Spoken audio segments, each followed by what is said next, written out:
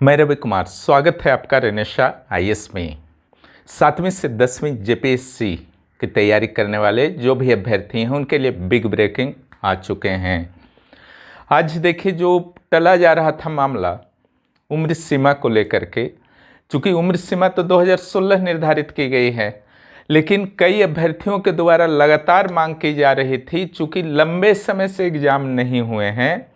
जैसे कि आपका टोटल 6 सिविल सेवा हुए और झारखंड का गठन कब हुआ था?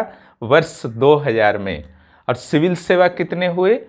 6 सिविल सेवा पिछले 21 वर्षों में, पिछले 20 वर्षों में।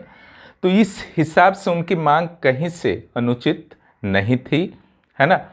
लेकिन इस संदर्भ में इस मांग को माननीय हाई कोर्ट के सिंगल बेंच के द्वारा खारिज कर दिया गया था।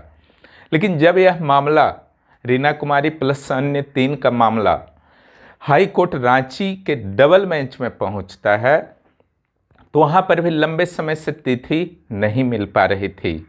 ऐसा लगने लगा था कि अब कुछ नहीं हो पाएगा। लेकिन कहा जाता है कि संघर्ष करने वालों की हार नहीं होती, कोशिश करने वालों की हार नहीं होती।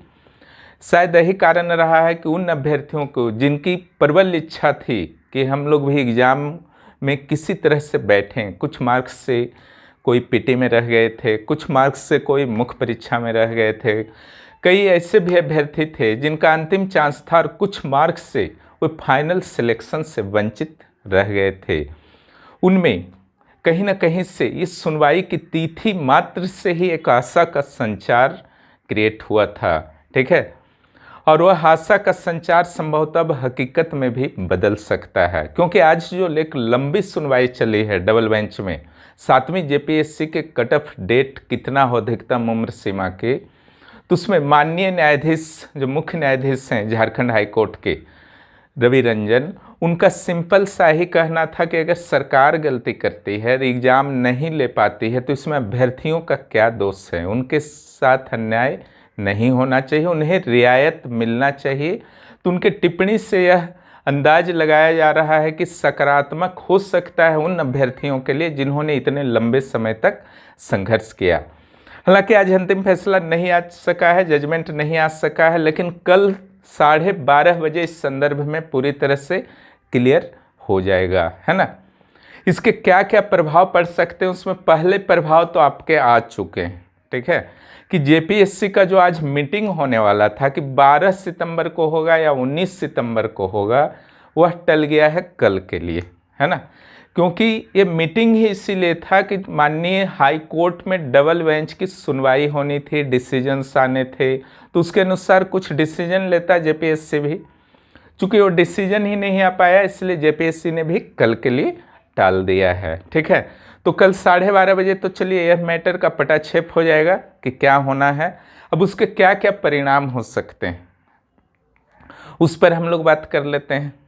तो जो सबसे पहला परिणाम होगा कि जो भी अभ्यर्थी नहीं भर पाए थे फॉर्म, 16 तक उम्र सीमा, 35 वर्ष से अन्य कैटेगरी के अनुसार अलग अलग उम्र सीमा को कवर नहीं करते थे, उनको फिर से भरने का तो मौका देना ही होगा।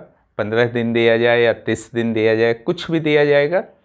तो इसका अर्थ है कि 10 अक्टूबर के बाद फिर कोई तिथि मिल सकती है, उससे पहले संभव फिर एग्ज़ाम नहीं होगा, क्योंकि 10 अक्टूबर को जो है आईएएस का एग्ज़ाम है। क्लियर। 10 अक्टूबर के बाद फिर संभावित तिथि आपको मिलेगी अक्टूबर नवंबर कुछ भी। तो 1-2 महीने फिर जो है एग्ज़ाम टलने की संभावना है, अगर उन अभ्यर्थियों के पक्ष में डिसीजन आता है। और अगर नहीं आता है उन अभ्यर्थियों के पक्ष में डिसीजन, मान लीजिए, हालांकि जो माननीय मुख्य न्यायाधीश की टिप्पणी है उससे अंदाज लगाए जा रहे हैं कि अभ्यर्थियों को संभवतः रियायत मिल जाएगी, इसकी पूरी संभावना है। तो यही कारण है कि इसकी पूरी संभावना बन रही है कि एक बार और भी तिथि जो है आपके टल सकते हैं। तो ये 10 अक्टूबर के बाद ही जाएंगे। तब यहाँ पर क्या आपका होगा कि फिर जो है प्रीलिम्स का तैयारी एक राउंड और बढ़ेगा आपका, समझ गए ना। अगर ऐसा होता है उस कंडीशन में मैं बात कर रहा हूँ, चूँकि ऑथेंटिक न्यूज मिल चुके हैं इसलिए आपको दे देना मैंने विश्लेषण सहित उचित समझा। ये अगर में अभी है, कल मैं कन्फर्म वीडियो बना दूंगा आफ्टर डिसीजन कि क्या क्या फिर करना है आप लोगों को। खैर जो भी निर्णय आए कल, माननीय हाईकोर्ट का निर्णय है, सभी को तो स्वीकार करना ही होगा, उसी के अनुसार जो है आपको सारा मैनेज करना होगा। लेकिन निश्चित रूप से ऐसे केसेस जो लंबे समय से लंबित थे, अगर थोड़ा सा पहले इस पर निर्णय आ गया होता तो एग्ज़ाम की जो तिथि निर्धारित की गई थी तो कहीं ना कहीं से वह इफेक्टेड नहीं होते। सारी प्रक्रियाएं अगर उनको भरवाना भी था तो पहले भर लेते, है ना, तो सारी प्रक्रियाएं पूर्ण पहले हो जाती। लेकिन ऐसा नहीं हुआ तो फिर अगर निर्णय अभ्यर्थियों के पक्ष में आता है तो निश्चित रूप से तिथि आगे जाएगी। तो यहाँ पर जो 1-2 माह मिलेंगे तो जो जेपीएससी पेपर 2 के टेस्ट आपके चल रहे हैं वो तो ऐसे भी ख़त्म हो जाएंगे, 12 सितंबर को भी एग्ज़ाम होते हैं। तो अब पेपर 1 के भी टेस्ट आपके पूरी तरह से फिनिश हो जाएंगे। रेनेशा आईएएस के जो स्पेशल मेंबर्स के लिए चल रहे हैं टेस्ट, यूट्यूब पर भी चल रहे हैं, सभी के लिए चल रहे हैं। हालांकि पीडीएफ जो है केवल मेंबर्स के लिए दिए जा रहे हैं, क्योंकि उनका योगदान है इस चैनल के ग्रो अप करने में। वो छोटी छोटी आर्थिक सहायता देकर इस चैनल को अपनी ओर से हेल्प कर रहे हैं, ठीक है। इसलिए हमारा भी कर्तव्य बनता है कि उनके लिए मैं कुछ विशेष करूं।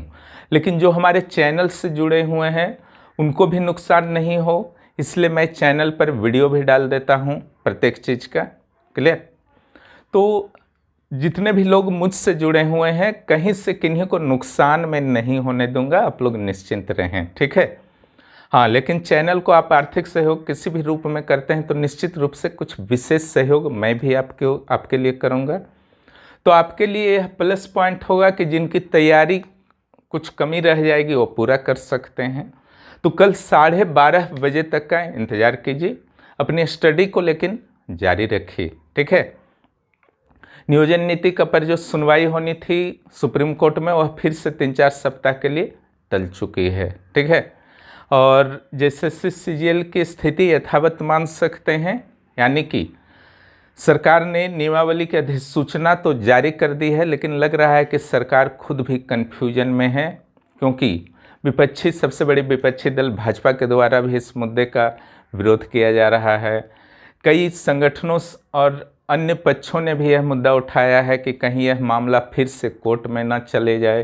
तो बहुत सारे कन्फ्यूजन है, इसी कारण से लगता है कि वैकेंसी अभी भी रुका हुआ है। सारे कन्फ्यूजन जब दूर हो जाएंगे या सरकार को संशोधन लाती है, कुछ ऐसा होता है पॉजिटिव, तो निश्चित रूप से वैकेंसी आएंगे, बाधा नहीं है किसी तरह की। क्योंकि नियोजन नीति पर जो भी सुनवाइयाँ हैं सुप्रीम कोर्ट में वो पहले वाले वैकेंसी को प्रभावित करेंगे। जो एग्ज़ाम होने हैं अथवा वैकेंसी नहीं आने हैं उसको तो प्रभावित नहीं करेंगे।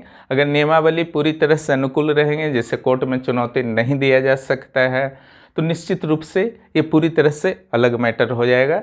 यहाँ पर फिर कोई बाधा नहीं है, ये पूरी तरह से सरकार को निर्णय लेना है।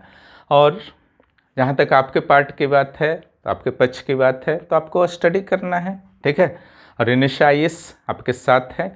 जैसे सीजीएल या जेपीएससी प्रारंभिक परीक्षा के लिए आप रेनेशा सिल्वर को ज्वाइन करें विशेष सहयोग के लिए, और जेपीएससी मुख्य परीक्षा के लिए रेनेशा गोल्ड को, ठीक है। और इस वीडियो को देखने के लिए बहुत बहुत धन्यवाद। और